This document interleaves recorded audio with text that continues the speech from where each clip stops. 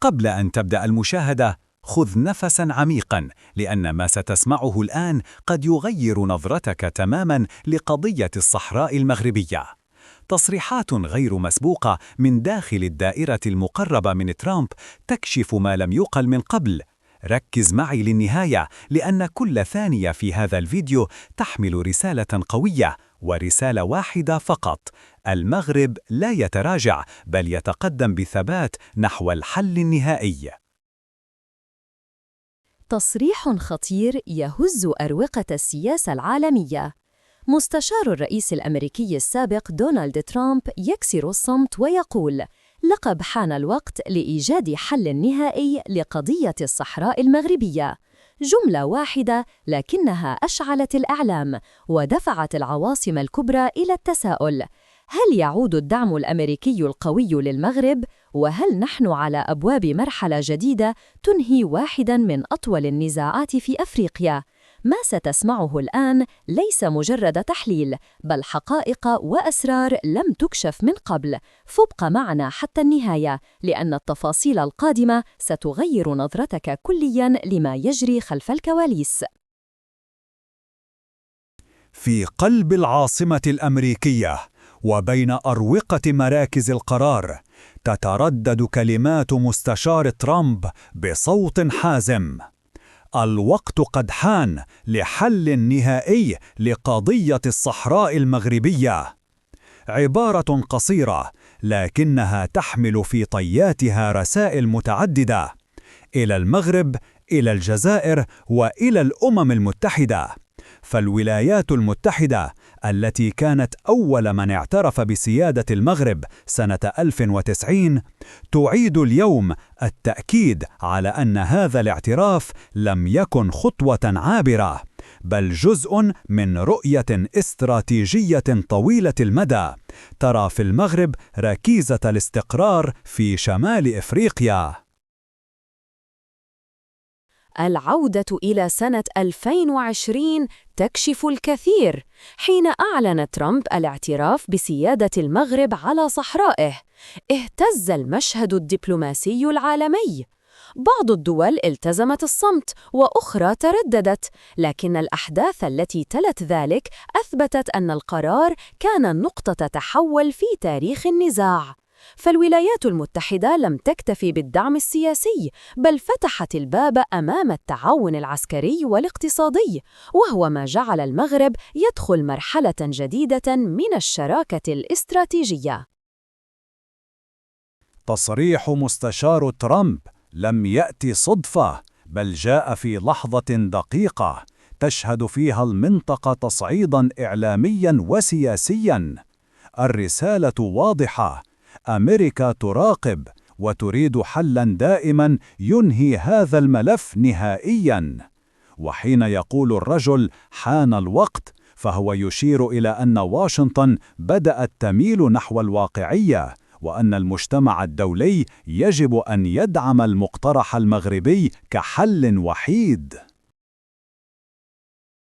في المقابل، المغرب لم ينتظر أحداً ليبرهن على عدالة قضيته. منذ عقود، والمملكة بقيادة جلالة الملك محمد السادس تتبنى سياسة الوضوح والحزم. الصحراء مغربية، ولن يكون هناك أي تفاوض على مغربيتها. وفي الوقت ذاته يعرض المغرب حلاً سلمياً واقعياً: الحكم الذاتي تحت السيادة المغربية. هذا الطرح حظي بتأييد دولي متزايد، لأنه ببساطة الحل الوحيد الممكن. بينما يدور الجدل في قاعات الأمم المتحدة، المغرب يبني على الأرض واقعاً جديداً. مدن العيون والداخلة أصبحت اليوم من أسرع المناطق نمواً في أفريقيا. الطرقات والموانئ العملاقة، المناطق الصناعية الجديدة، الاستثمارات الأجنبية المتدفقة، كلها تثبت أن الصحراء المغربية ليست قضية نزاع، بل قصة نجاح وتنمية متواصلة. العالم يرى ذلك بالعين المجردة، والقنصليات التي فتحت في الجنوب المغربي هي شهادة دولية على هذا الواقع.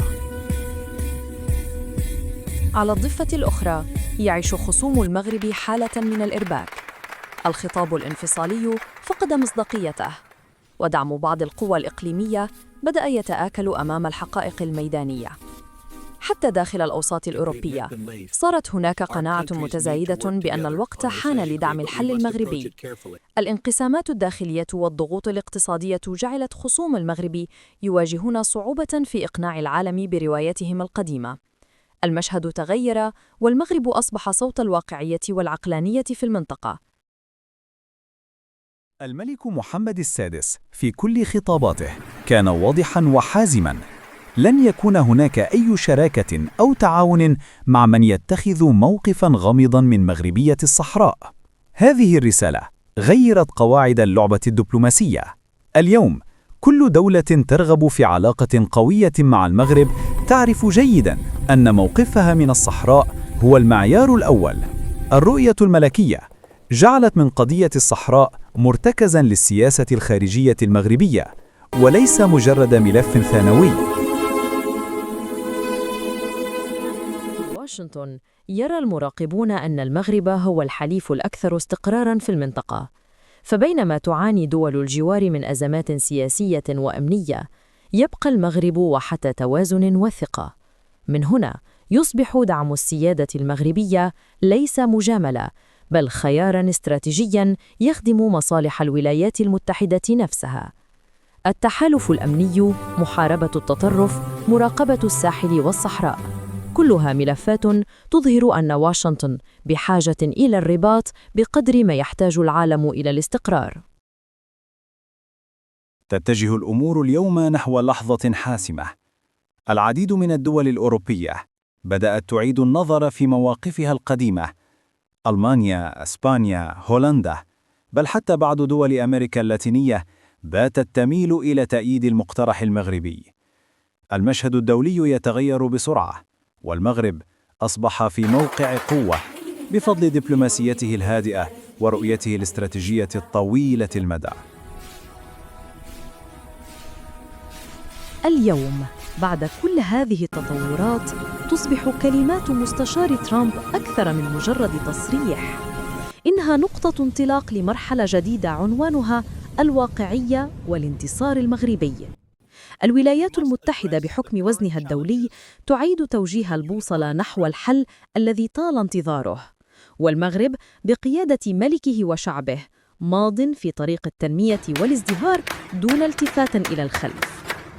الصحراء ليست موضوع نقاش، بل جزء لا يتجزأ من الوطن الأم، ومهما طال الزمن سيبقى صوت المغرب هو الأعلى، لأنه صوت التاريخ وصوت الحقيقة وصوت المستقبل.